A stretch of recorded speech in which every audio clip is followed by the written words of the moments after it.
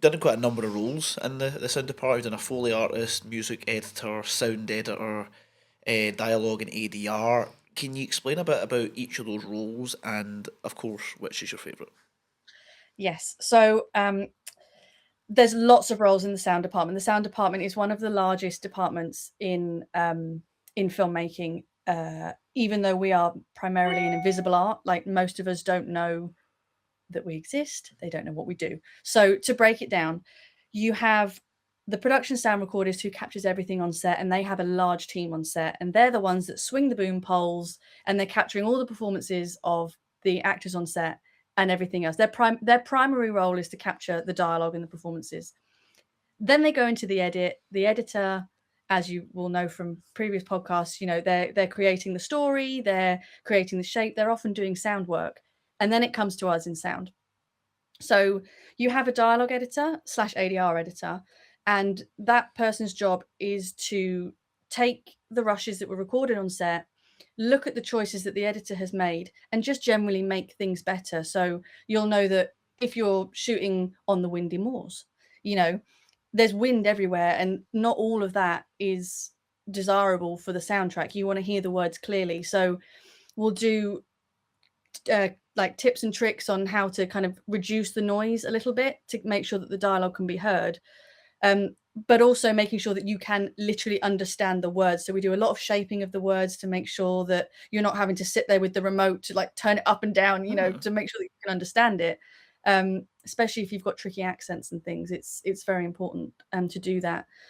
And then, like I say, you do what's called ADR, which is where the actors will come back into the studio. So if you've got a piece of dialogue that has been particularly difficult to capture on set, more often than not, the actors will come back in and will redo those lines in a controlled environment, and they have to redeliver their performance.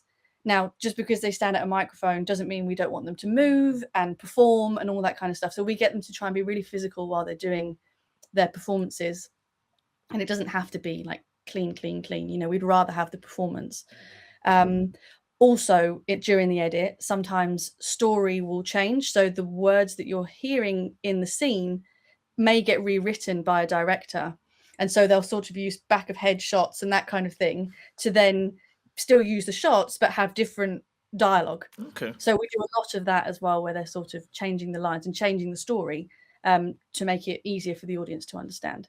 So that is kind of largely the role of dialogue editor / ADR editor. Then you also have the Foley team. So the Foley team is also quite large. You have Foley mixers, you have Foley editors, and you have Foley artists. So the artists are the ones that perform in the booth. So those that don't know what Foley is everything that the actor interacts with.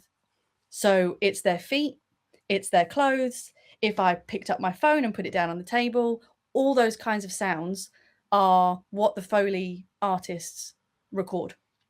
So they have these little booths, and they'll go in, they have all these different surfaces. They'll have wood, they'll have stone, they'll have gravel, they'll have dirt, and they'll re-perform all the feet for every character in the film. And then they'll go through and do a pass of recording all the cloth. So if you've got a leather jacket, they'll like record the creaks of the leather jacket, a denim jacket, and they have different shoes as well. So if you've got a female actor, more often than not, a man will be recording it in high heels. So that's a fun image.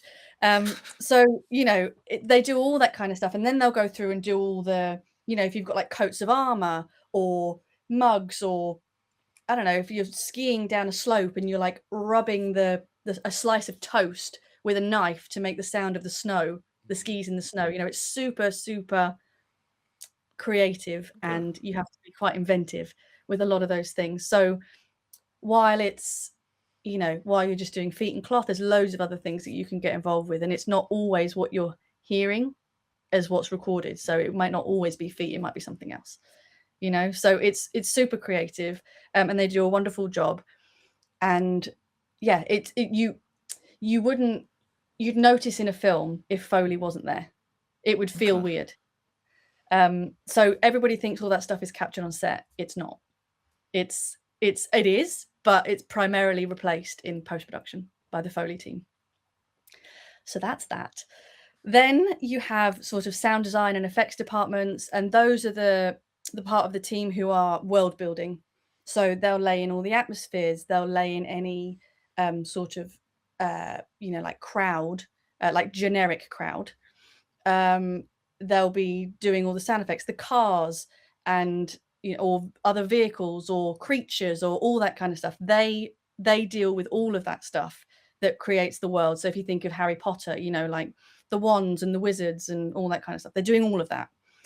And then finally, you get to the mix, which is where all of these elements come together, including music, and they balance everything in the film. So they make choices about, are we hearing dialogue? Are we not hearing dialogue? Do we want to hear Foley? Do we not want to hear Foley? Do we want to hear effects? Do we want to hear music? So they're making all those choices at that point.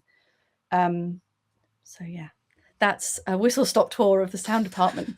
There's actually a lot of rules So there. much. The Foley bit when you described was giving me anxiety because I was thinking that there's so much. There's so many They sounds have to capture. they have props. They have big rooms of props that Uh-huh. are just. They have rows and rows and racks and racks and racks of props. What's Things that your favourite out of everything you described? I mean, I primarily these days work in dialogue. The beauty about dialogue is that I do a lot of work from home, but then I also do a lot of work in town. So I get this wonderful hybrid of working from home and working in Soho with actors and being social. And, everybody thinks that dialogue is plumbing, and it is. But when you go into ADR and you're working with the actors and you're seeing the actor and the director interact with one another, and you're really trying to draw out performance from an actor, you can't beat that. It's so special, and you're making the film better. And it's not just words that you do either. We do loads of breaths, like breath work, that if you watched a film and they weren't there, it would feel weird. So it's used as a creative tool to kind of push and pull the audience into feeling certain things. So that's where I've ended up, and I love it.